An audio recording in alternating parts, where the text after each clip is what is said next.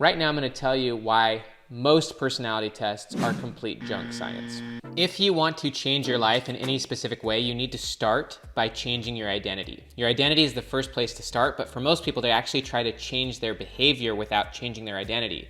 And when you're trying to behave in certain ways, for example, if you're trying to eat healthy, but you have the identity of an overweight person, then what you're doing is you're trying to exercise willpower. You're trying to essentially behave outside of the way you see yourself, and that's a losing battle. If you're going to try to eat healthy, but ultimately you identify as someone who's overweight, or you identify as someone who loves eating junk food, then you're going to exercise all sorts of willpower and you're going to always fail. Your behavior is going to always fall to the level of your identity.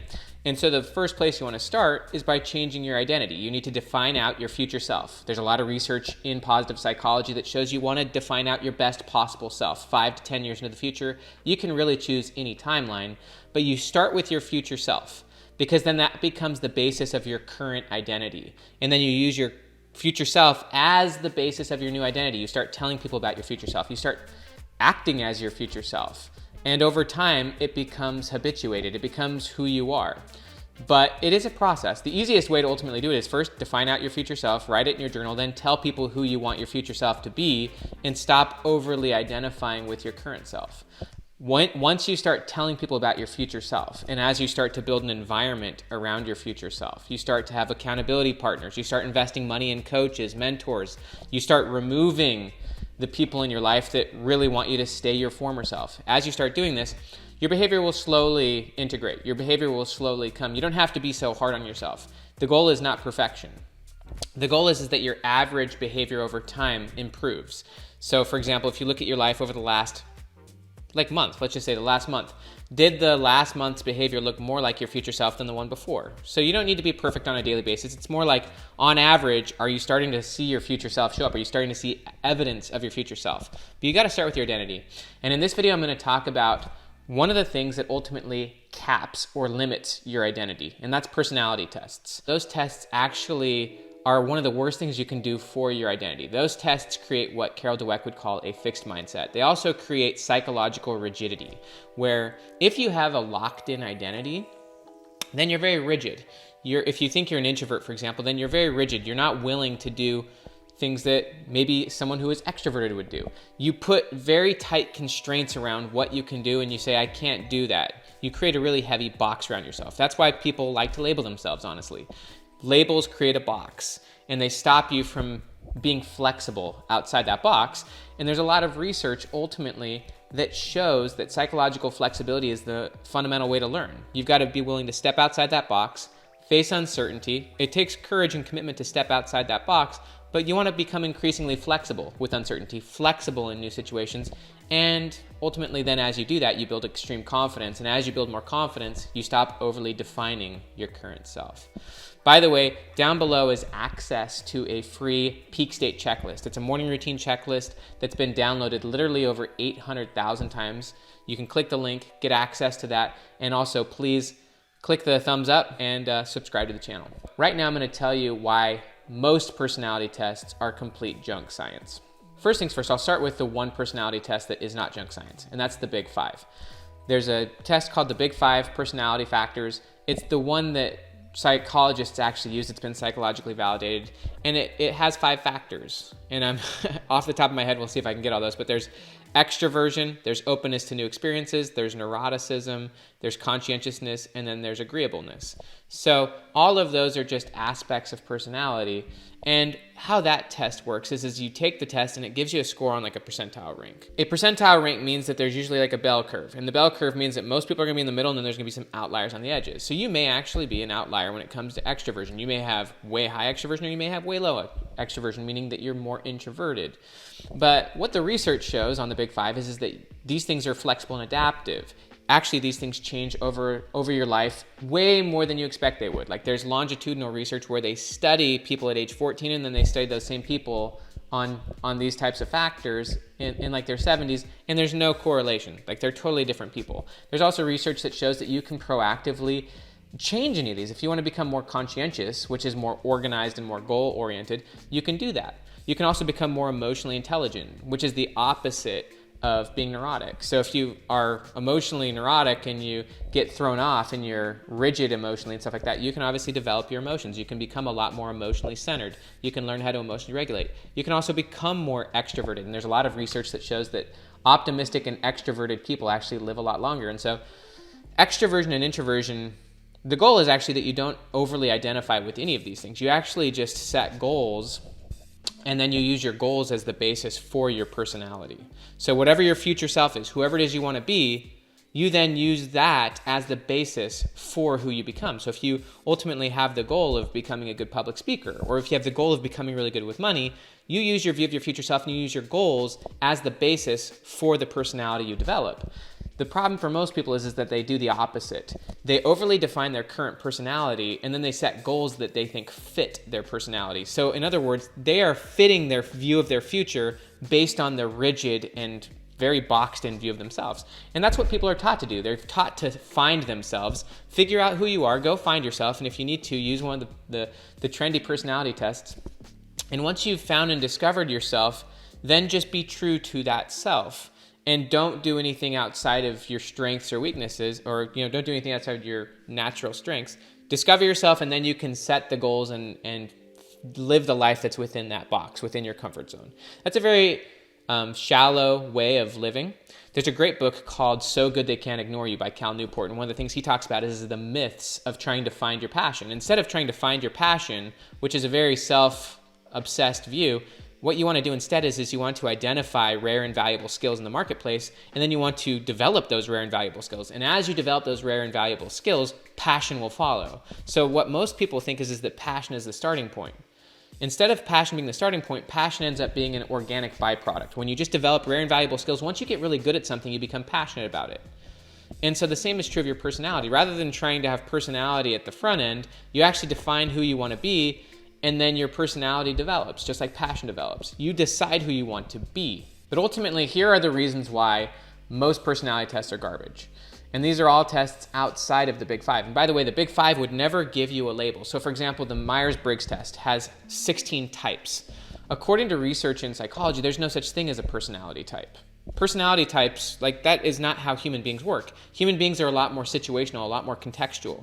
For example, I might be more extroverted around certain types of people, or at certain times of the day, or in certain environments. Whereas in other situations or in other periods of time, I may be more introverted. And so situation really matters, context matters.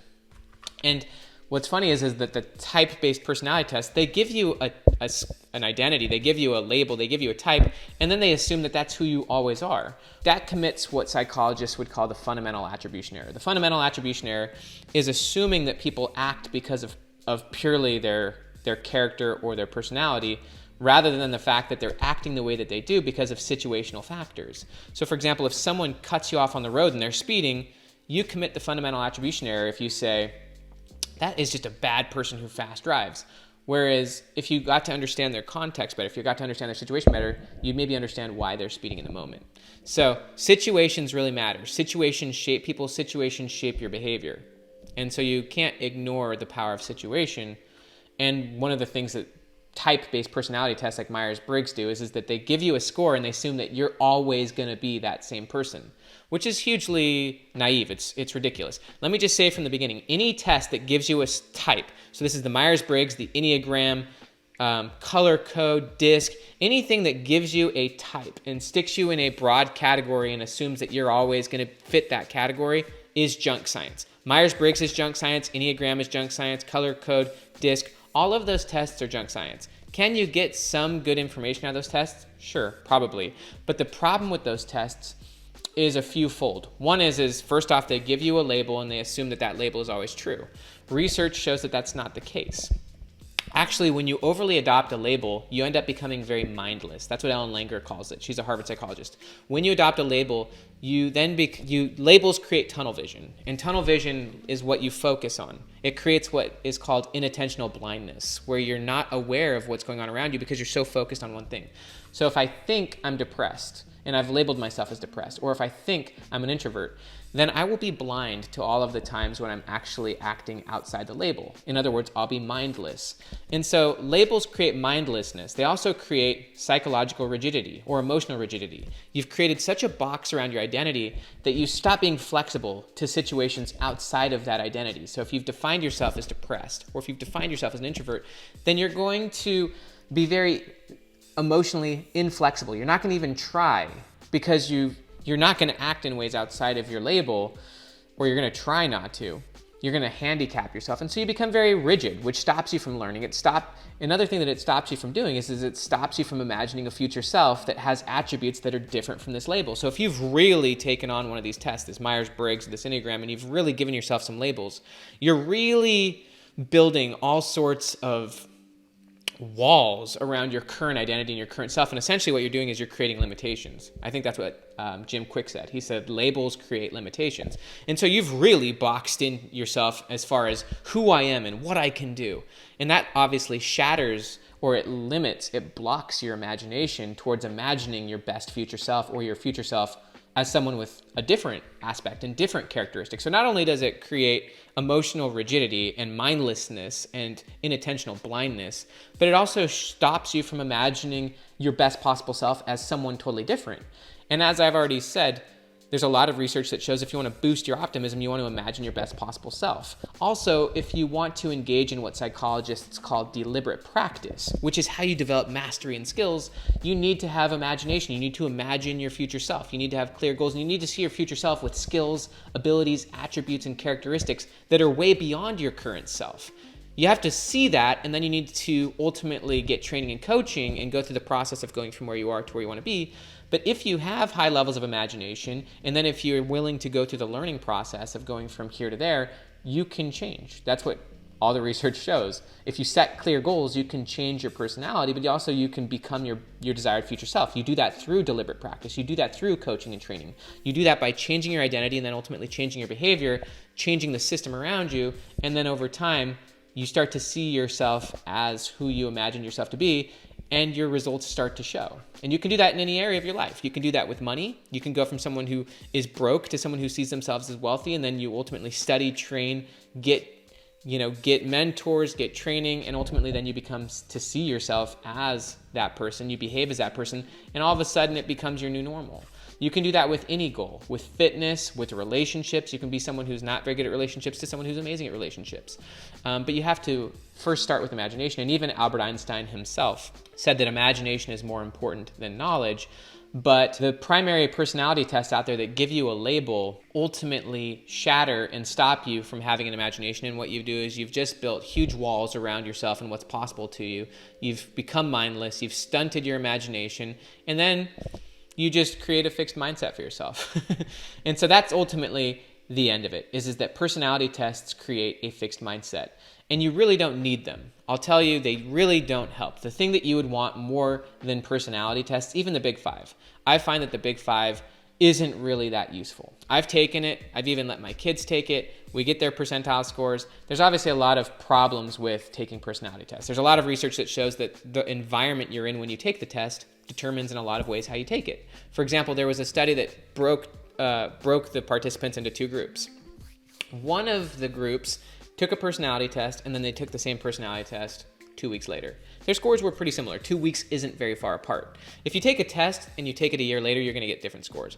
But in this case, group one, they took the test. A few weeks later, they took it again and got similar scores. But here's the thing.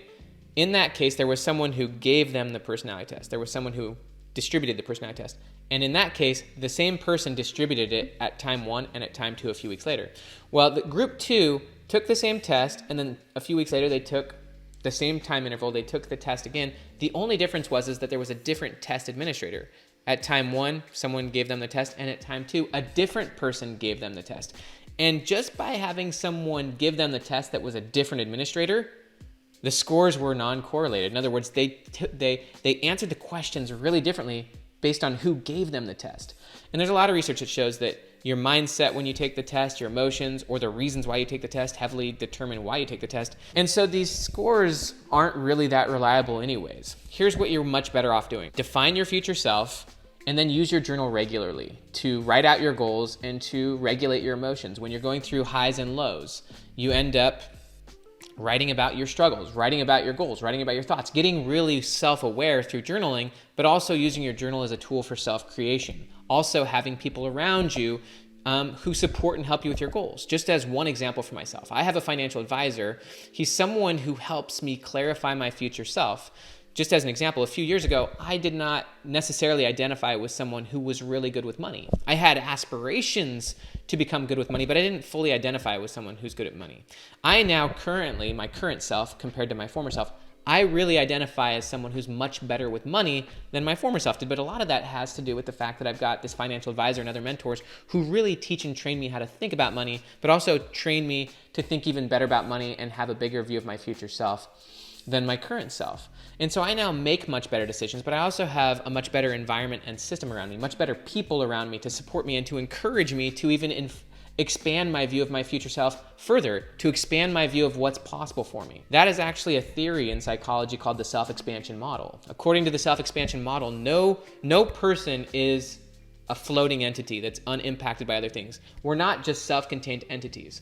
We are very much relational beings that are impacted by the people we're in a relationship with. And your potential as a person is influenced by the people that you're in a relationship with. For example, I have 3 kids who we adopted from the foster system. They had very limited potential and very limited views of their future when they were living with their biological parents who were high on drugs and not taking them to school. They didn't have a lot of resources to put towards their goals. And that, as human beings, is what shapes our potential, is the resources we have towards our goals, the help we have towards those goals. And those resources are not just financial, but they could be knowledge, encouragement, support. And so, for example, back to my financial advisor, I get a lot of resources, not just in terms of knowledge or opportunities or perspectives, but in terms of encouragement. He has views way beyond what I have. And so he can help me expand my views of what's possible for me. And that's why it's called the self-expansion model, is because as people, we either expand or constrict based on who we're in a relationship with, because who we're in a relationship with determines the resources we have, knowledge, attention, even money or experiences or connections that then help us feel what we can do for our future selves. So here's my advice. Don't worry about personality tests. They're junk. Anyone who's pitching these types of personality tests that throw you into a category, it's junk science. It's not how people work. People are not a single label that is uninfluenced by circumstance or context. Overly taking on a label obsesses you with your current self, and then it boxes your future self and it leads you to being mindless. It leads you to being very inflexible. It leads you to stop pursuing goals that are outside your future self. It stunts your imagination towards your future self. Personality tests are junk. Instead, you create your future self, and then you use your journal and an improving network of people to help you become the person you want to be, to grow out of your former self, and to continually expand what you see as possible for yourself, and to continually update your identity. You want your identity to be very flexible so that you're continually improving and adjusting yourself so that as you look back on your former self, you're not the person you used to be.